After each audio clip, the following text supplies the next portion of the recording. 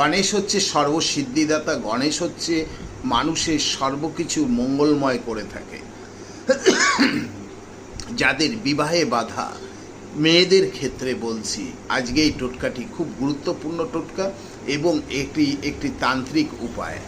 আপনি করে দেখুন, করলে আপনি দেখবেন খুব তাড়াতাড়ি ফল পাবেন। গণেশ চতুর্থীর দিনে আপনি কি করবেন, নিজে হাতে একটি মেটের সিঁদুরের কৌটো কিনুন, কিনে গণেশজির সুরে ভালো করে মেটের সিঁদুর দিন, ওই সুর থেকে কাচিয়ে আবার ওই কৌটোতে রাখুন, রেখে গণেশ পুজোর পরে আপনি ওইটা কোনো অশ্বত্থ গাছের নিচে রেখে আসবেন। ঠিক পরের দিন সকালবেলা এনে আপনার ঘরে রাখবেন এবং যখনই আপনার কোনো শুভ কাজে যাবেন ওইটি কপালে পড়ে যাবেন, দেখবেন কি দুর্দান্ত ফল দেবে। আপনার বিবাহ বাধা মিনিটের মধ্যে কেটে যাবে। বিশ্বাস করে করুন, দুর্দান্ত ফল, ভক্তিতে মুক্তি।